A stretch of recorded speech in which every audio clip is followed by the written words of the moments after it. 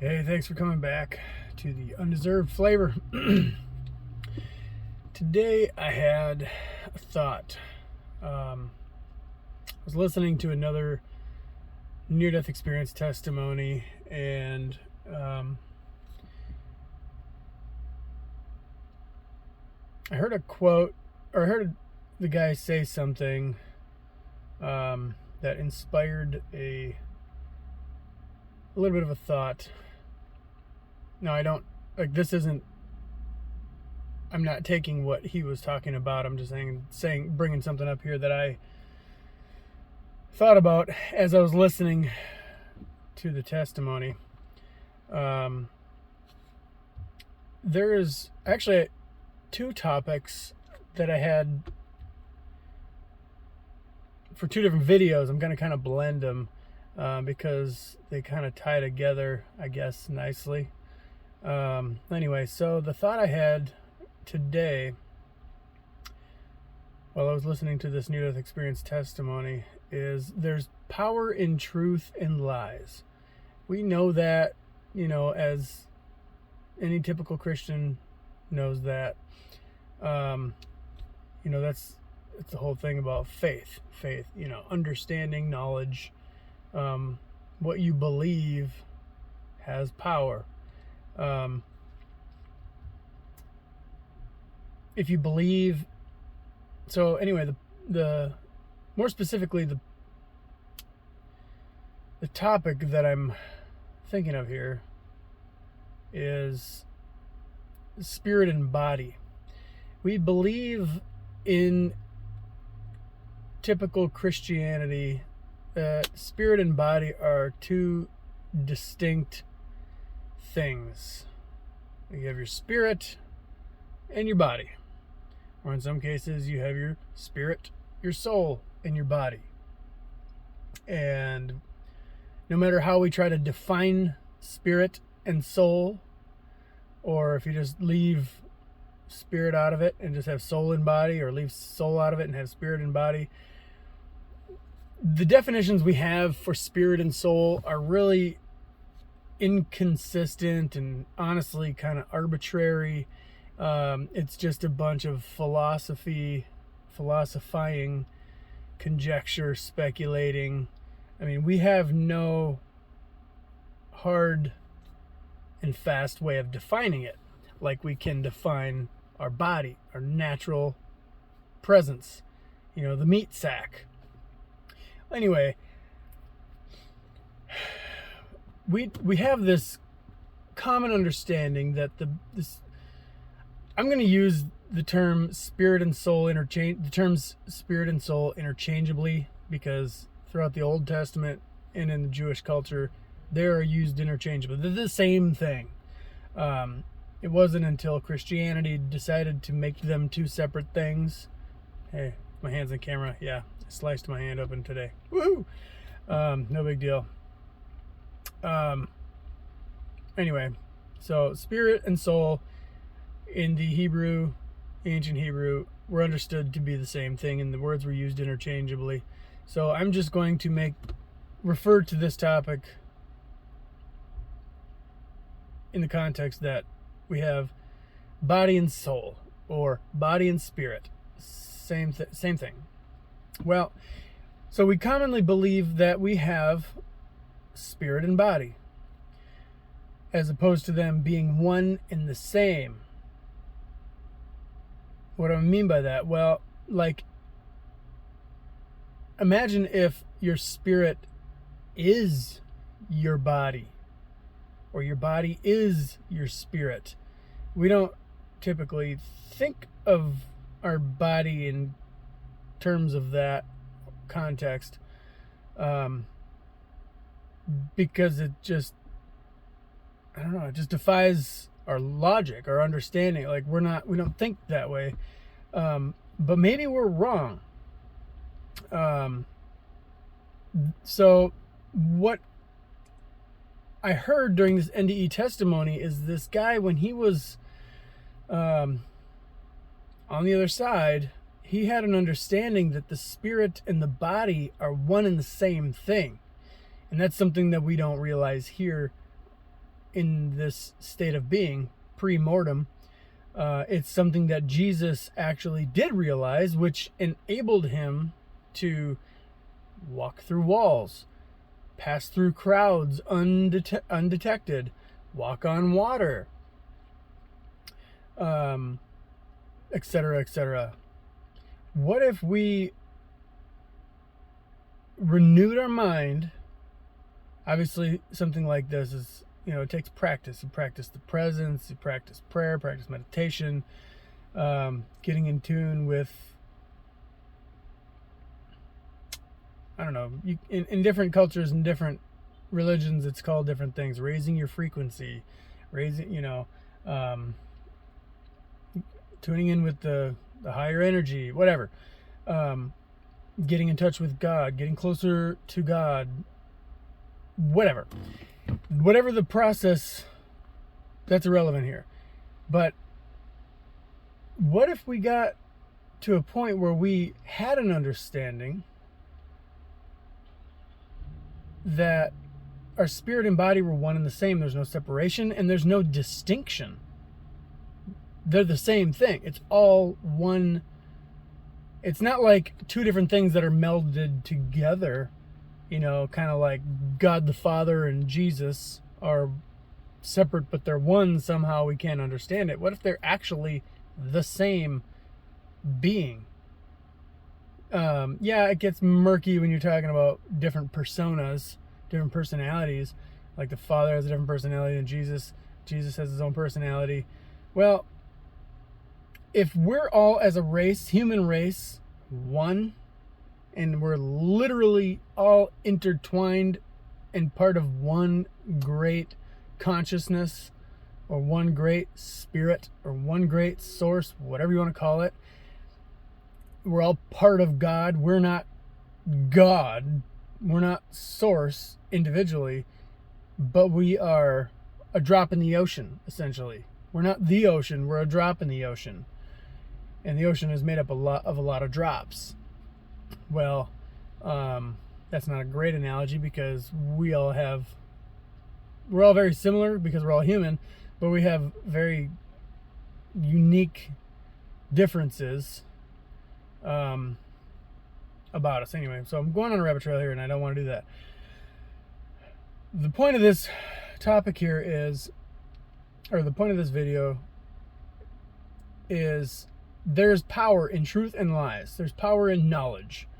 If you understand that, like if you wake up every day expecting the day to suck, more often than not, your day's going to suck. It's going to start off bad. It's going to go bad. It's not going to get good. Statistically speaking, I'm not saying that you can't be surprised or something could change or your mood could change. Just hear me out. Or on the contrary, if you wake up in the morning, you're just bright, you're cheery, you're joyful, you just have this knowing that the day is going to be amazing.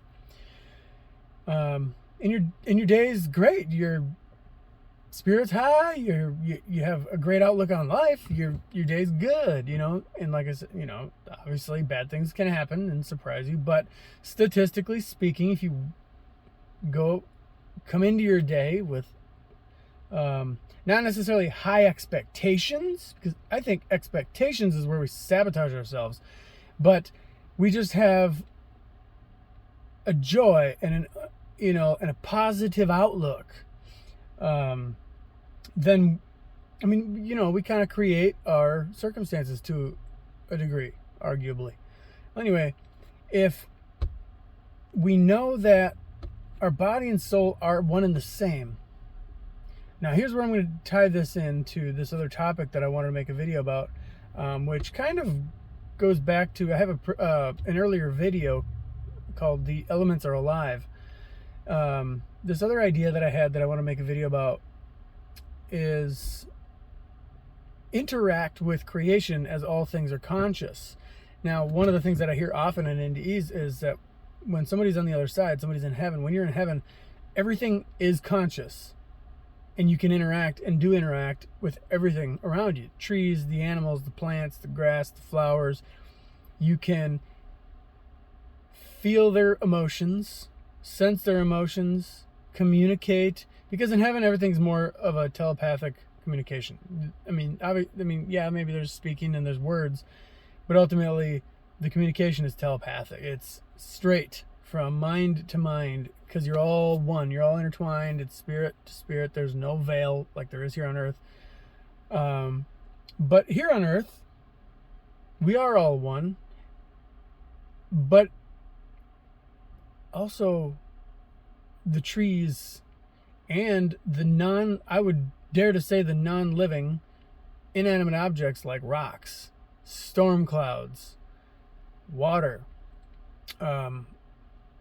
I think, being that everything boils down, in its subatomic makeup to just being pure light and energy, essentially all moving at a certain frequency,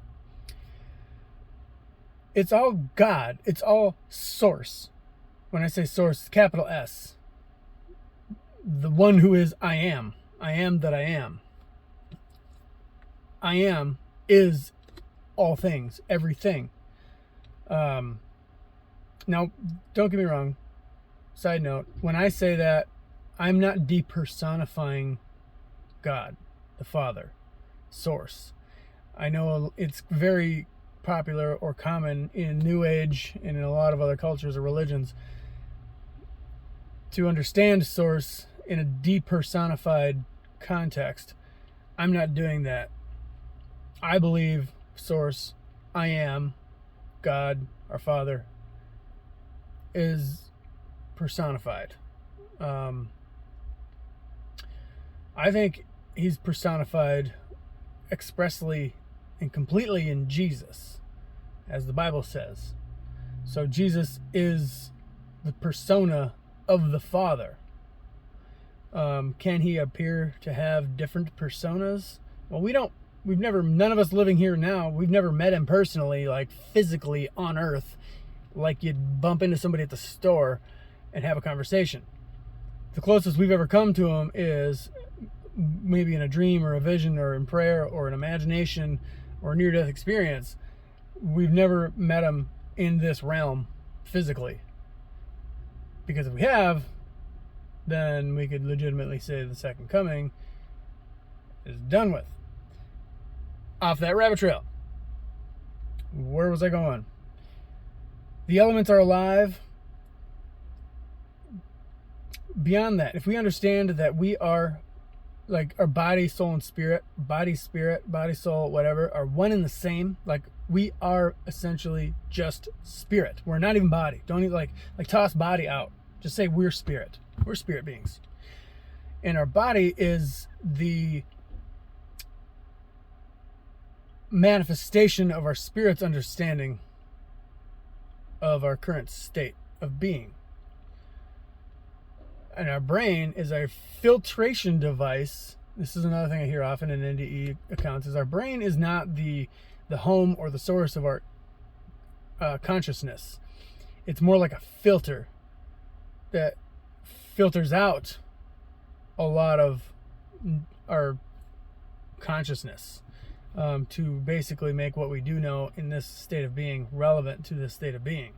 And all the rest of the stuff is just not allowed through. All the rest of the, eternal and all-knowingness that we do have, as a spirit who is one with God, one with I am, one with everything. Okay, so to make this a little less of a ramble and conclude again, there is power in truth and lies. You shall know the truth, and the truth shall set you free. Think through, what does that mean? You shall know the truth, and the truth shall set you free. You know that feeling when you get a revelation, and you're like, ooh, wow, it's like, it feels really good. And then, beyond that, sometimes it's more of an epiphany. Like, it's an even bigger revelation. Like, your life is changed because of this new and great understanding. Well, sometimes we can take a hold of something that we know deep down it's got a lot of power and meaning, but we know it hasn't quite hit us like revelation or epiphany. So we have to like meditate on it, mull it over, whatever we got to do to make it really like sink in and hit.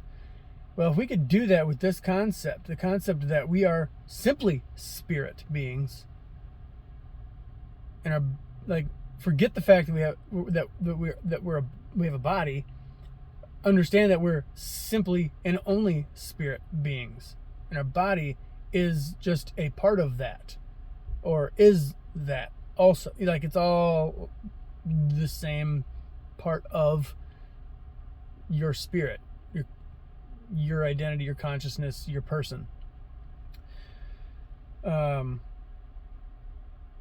And coupling that with the understanding that all things are conscious.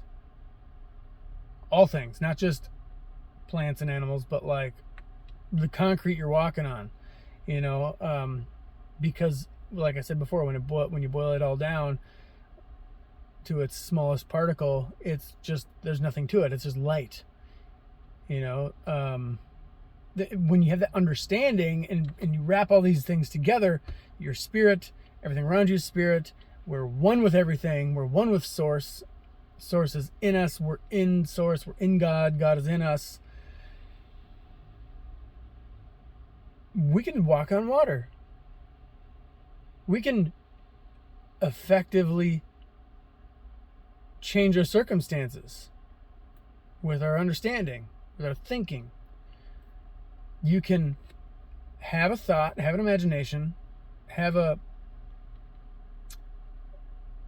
vision. Like, you can say, for example, you come across somebody, or you know somebody that's they got a headache. Well, you envision them free of a headache. You envision the headache leaving. You envision them saying, "Oh, I don't have a headache anymore," and you somehow, you know, and this, I'm sure, takes practice. There's people that do energy working, whatever. I'm not getting into the specifics of how or whatever you want to bring yourself to the mental state of being that you need to be in to go there. But like in Christianity, we call it praying, you know, or asking God to do it, whatever. Give God the glory. Yes, fine. I'm not trying to be sacrilegious or anything like that by saying we have the ability to perform these acts. I'm being the opposite of sacrilegious by saying I have the ability to heal the sick. It's God who gave me that ability when he created me and you. So don't get that false humility like, well, I need to pray to Jesus and God and he will do the act of the healing, not me. I'm just the vessel. False humility. Get rid of that. You're holding yourself back. You're limiting yourself. You're keeping yourself in bondage. Understand that you are one with source, one with creation, one with everything. And we all boil down to light, consciousness, spirit. Yes, we're all distinct. That's one of the amazing features of God and creation, is distinction between everything within. It's kind of like, you look at your own body. You have distinct body parts. You got eyes and nose, ears, foot, toe. You know, you have organs. There's distinction between that which makes you up. There's distinction between the elements and different people and everything that it's in God's body. There's distinction. So anyway, power and truth and lies. If you believe in a concept of spirit and body as opposed to them being one and the same, then you'll be limited to that which that understanding limits you. Unlike Jesus, who was able to walk on water, walk through walls, pass through crowds undetected, etc., he understood the inseparable oneness of spirit being body, body being spirit. It's just the same thing. He is a spirit, or a spirit being. The spirit is what is real. The body is less real than the spirit. Meditate on that. Crunch that. Get it in. The spirit is what is tangible. The body is what is like the dream, the murky, misty, fading illusion that will pass. Your spirit is what's real, intangible, and I dare I say physical and solid eternally. And then the extra bonus topic, the elements are alive. The elements, all of creation, are conscious, and we can interact with them. There was one NDE that I heard. This lady, she came back understanding this, that we can like the trees and the animals, like earth and creation, will share our emotions or help carry our load. Like she'll get a headache and she'll go sit down next to a tree and she'll be like, "Thank you, tree. Will you please share this pain with me?" And like her headache will like leave. Explain that, like there's no religious formula for that. It's just an understanding that we're all one with everything. I mean, yes, this topic in this video, I'm sure, is really out there for some people. If you're just your typical Baptist Christian, this video is no, it's like, does fear rule your life? It doesn't hurt to think. You're not offending God by thinking that he may be better than we actually know, or that he may be actually bigger, or that he may have actually created us a little bit better and more capable than we actually have been taught by man's tradition. We're not wretched sinners. We're not. We have original goodness. Remember when God created everything and said, "It is good"? Actually, the final "it is good" was, "It is very good." And then, Adam turned his eyes. The fall, Adam and Eve. And then we have now this superstitious cult-like idea that we inherited what Adam did, and as if like there was this like curse, and God now has it out for us, and he created all of us. Like either we blindsided God with our inability to be good little boys and girls like he created us to be, or he knew in advance that we were going to be failures. He created us as such and created a hell for us all to roast in forever, or those of us who don't accept his salvific gift. That's just stupid. It's superstitious. It's cult. It's a cult. It's nonsense. It's hogwash. It's crap. And kids all around the world are traumatized by this trash day in and day out. Traumatized. I mean, some kids, some people, they don't take it very seriously because they don't understand it. But like, there are literally people who have like had to have therapy as adults because they can't, like, they don't know where these deep-seated trauma from their childhood came from. And one day they realize, well, my parents told me that if you don't believe in Jesus, you're going to roast, fry in your own fat, being kept supernaturally alive, feeling more intensely and severely than we can feel in this body for all eternity. And when that eternity is over with, you're just beginning the next one, and you have infinity eternities.